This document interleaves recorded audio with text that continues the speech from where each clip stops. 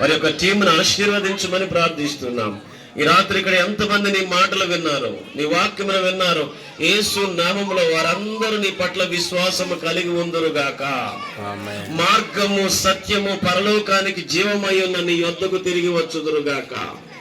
తండ్రి, ప్రతి మాట వారి హృదయాల్లో మీరే నీరు కట్టి 30 100 ఫలింపచేయండి.